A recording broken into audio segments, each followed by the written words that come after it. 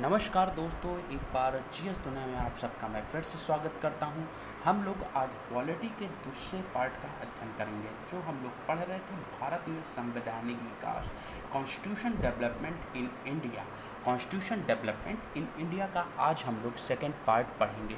देखेंगे 1813 का राजलेख। 1813 के राजलेख में क्या हुआ कि कंपनी के भारतीय व्यापारिक एकाधिकार को, व्यापारिक एकाधिकार जो था उसको समाप्त कर दिया गया तथा चाय और चीन के साथ अधिकार को जो है, चाय और चीन के अधिकार को केवल क्या किया, व्यापार जो होता था उससे व्यापार को बचा लिया गया। ठीक है, कंपनी के अधिकारों को राजस्व नियंत्रण 20 मतलब जो कंपनी का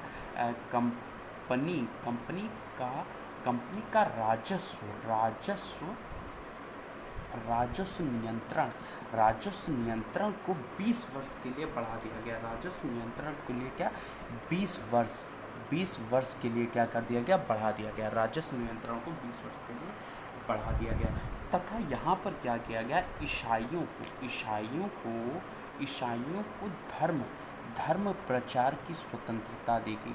धर्म प्रचार की स्वतंत्रता दे दी गई। धर्म प्रचार की स्वतंत्रता दे दी गई थी तथा यहाँ पर इस एक्ट 1813 के लाग में सबसे पहली बार जो भारतीयों की, मतलब भारतीयों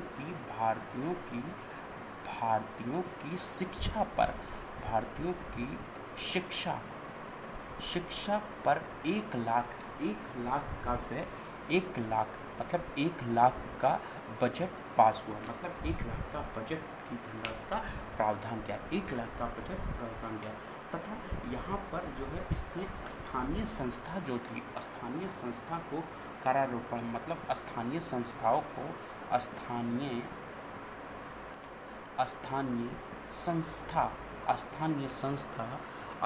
संस्था का करोरोपण का अधिकार, मतलब कर उनको रोपित, मतलब कर लेने का अधिकार भी दिया गया।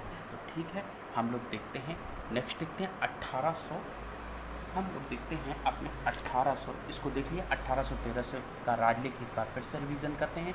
क्या था कि कंपनी के एकाधिकार को समाप्त कर दिया गया तथा चाय और चीन के साथ जो व्यापार था उसको बचा लिया गया था। कंपनी का राजस्व नियंत्रण 20 वर्ष के लिए आगे बढ़ा दिया गया था।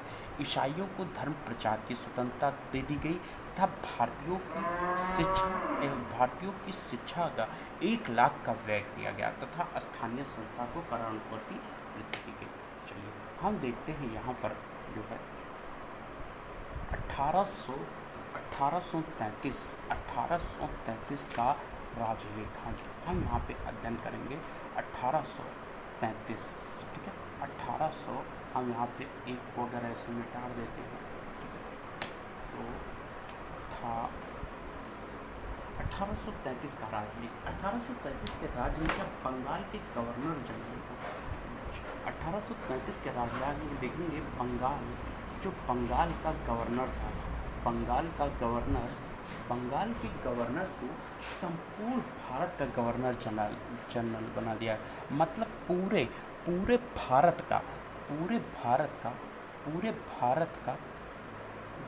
का गवर्नर जनरल बना दिया गया। जनरल बना दिया गया, ठीक है, संपूर्ण भारत में गवर्नर जनरल बना दिया गया। ठीक, भारत का प्रशासन जो था, जो भारत में शासन वो क्या हो गया, केंद्रीकृत। भारत में शासन जो भी किया था क्या हो गया, केंद्रीकृत।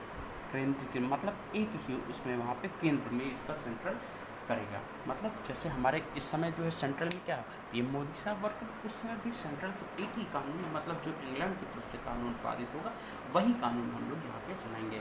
प्रथम गवर्नर जनरल जो थे, प्रथम गवर्नर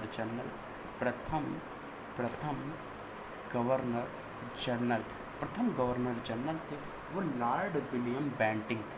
लॉर्ड विलियम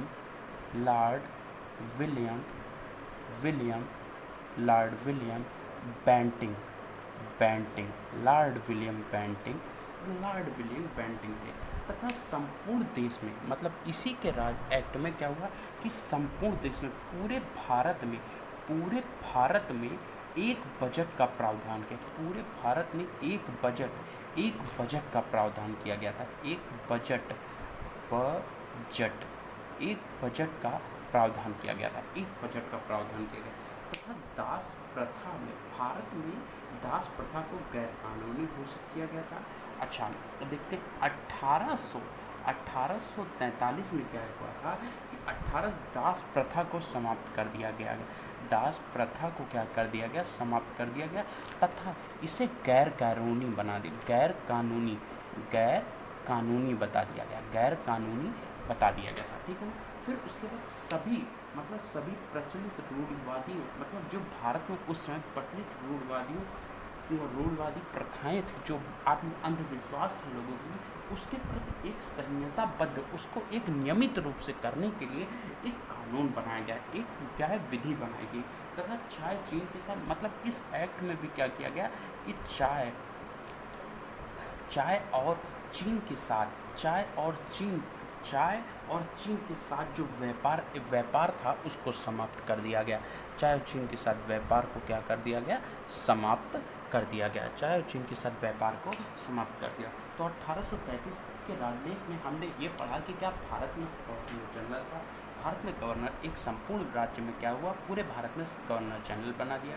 भारत की शासन व्यवस्था जो थी केंद्रीकृत कर दी गई तथा भारत का प्रथम गवर्नर जनरल जो था वो लॉर्ड विलियम बेंटिंक था। इसी एक्ट के अंतर्गत पूरे भारत में एक बजट का प्रावधान किया गया तथा 1843 में दास प्रथा को गैर कानूनी बना दिया गया था।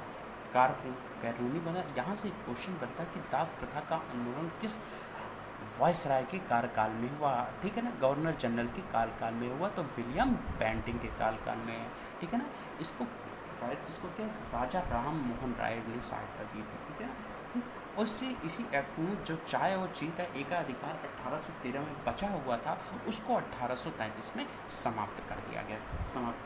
हम लोग देखते हैं 1853 का राजलेख। 1853 का राजलेख। यहाँ से हम लोग देखेंगे 1853 का राजलेख। 1853 के राजलेख का अध्ययन करने के लिए, ठीक है, इस चीज़ को मैं रब कर दे रहा हूँ, आप ध्यान से देखें। 1833 का राजलेख, 1853 का राजलेख, इसमें क्या था? कंपनी के कर्मचारियों के नियुक्ति के लिए प्रतियोगी परीक्षा की व्यवस्था की गई। मतलब 18 इस एक्ट के अंतर्गत क्या हुआ? प्रतियोगी परीक्षा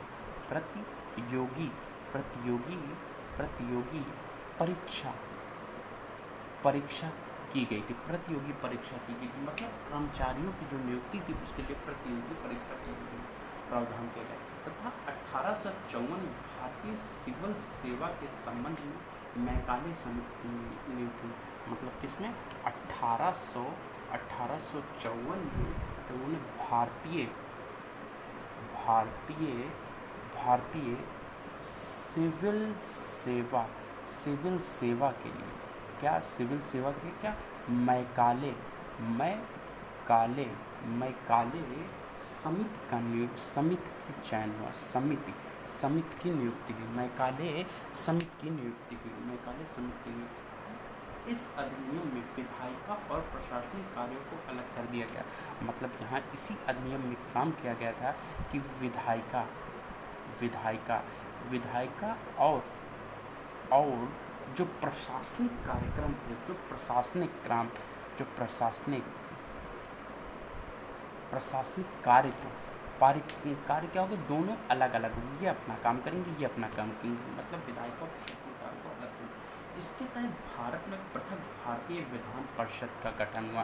भारत में क्या हुआ कि विधान परिषद का गठन हुआ। विधान परिषद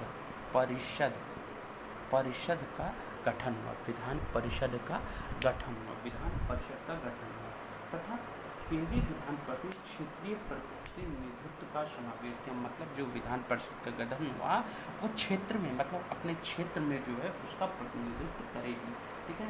भारतीय केंद्रीय विधान परिषद में, ठीक है, 1853 के अधिनियम में जो है एक लेजिस्लेटिव विधानमंडल, मतलब क्या हुआ? 1853 में एक विधानमंडल विधान विधानमंडल का गठन किया गया। विधानमंडल का इसमें क्या हुआ, गठन किया गया।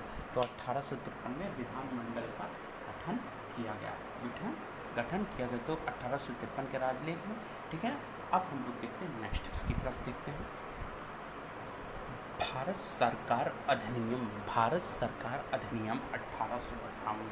भारत सरकार अधिनियम में जो है ब्रिटिश की संसद जो थी, निम्न संसद थी, हाउस ऑफ कॉमन्स में, हाउस ऑफ कॉमन्स द्वारा भारत में जो उत्तरदायी शासन था, उत्तरदायी शासन की स्थापना के लिए एक विधेयक तैयार किया गया। मतलब एक विधेयक हाउस ऑफ कॉमन में तैयार किया गया था, तथा वहाँ पर क्या, कंपनी शासन करती थी, उसके कंपनी के शासन को समाप्त कर दिया गया। और इंग्लैंड सीधे तौर पर भारत में शासन करने लगा, तथा ब्रिटिश जब इंग्लैंड भारत में सीधे तौर पर शासन करना चाहता था, तो उसने जब वहाँ भारत में, तो उसने अपने एक सचिव पद का गठन किया। मतलब भारत में सचिव पद का गठन किया, जिसकी सहायता के लिए 15 सदस्यों को एक समिति बनाएगी। 15 सदस्यों को जो है प्रतिवर्ष रखने का अधिकार, मतलब एक समिति का एक परिषद, 15 सदस्यों की एक परिषद का गठन किया गया था।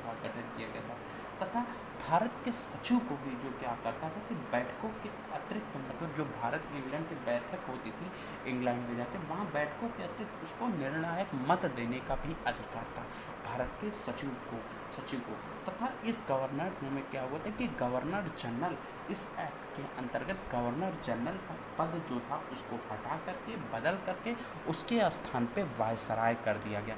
तो सीधे तौर पे क्वेश्चन आता है, किस अधिनियम के अंतर्गत गवर्नर जनरल को हटाकर वायसराय कर दिया गया? तो 1858 के अधिनियम के अंतर्गत इसको गवर्नर जनरल को हटाकर वायसराय कर दिया गया था, ठीक है। बोर्ड ऑफ डायरेक्टरेट, मतलब board of directorate and board of control को तो समाप्त कर दिया गया था। मतलब board of directorate and board of control को क्या है, समाप्त कर दिया गया था। भारत राज्य सचिव जो थे वो ब्रिटिश संसद के समक्ष बजट को प्रतिवर्ष रखने का अधिकार था। मतलब जो ये सचिव था, इसको भारत में प्रतिवर्ष बजट मतलब भारत में प्रतिवर्ष बजट रखता था। ये बजट प्रस्तुत करता था, प्रस्तुत करता। गवर्नर जनरल लॉर्ड कैनिंग सर्वप्रथम विभाग प्रणाली की शुरुआत की। मतलब गवर्नर जनरल जो थे वहाँ पे लॉर्ड कैनिंग ने क्या किया था कि वहाँ से विभाग प्रणाली की शुरुआत की थी। विभाग प्रणाली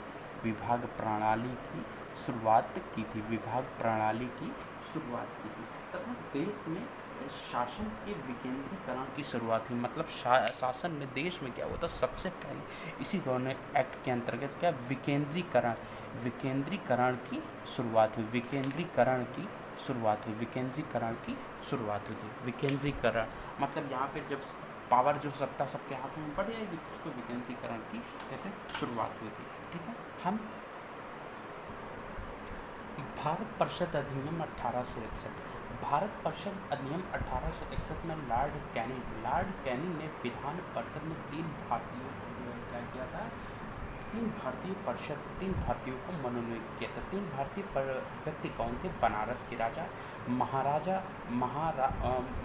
पटियाला, मतलब पटियाला के महाराजा, और सर दिनकर राव। इस एक्ट के अंतर्गत मद्रास और बम्बई की शक्तियाँ प्रदान कर दी गई। यहाँ से विकेंद्रीकरण की प्रक्रिया का शुरुआत हुई। मतलब यहाँ से लोगों अलग अलग स्टेट को शक्तियाँ प्रदान कर देगी, यहाँ से विकेंद्रीकरण प्रक्रिया की शुरुआत हुई। तथा वायसराय जो वहाँ के लॉर्ड कैनिंग द्वारा मतलब की गई मंत्रालय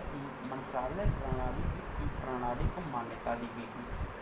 एक चीज़ और, इस एक्ट के अंतर्गत वायसराय को आपातकाल में अध्यादेश जारी करने का अधिकार दे दिया। वायसराय को आपातकाल में अध्यादेश जारी करने का अधिकार दे दिया गया।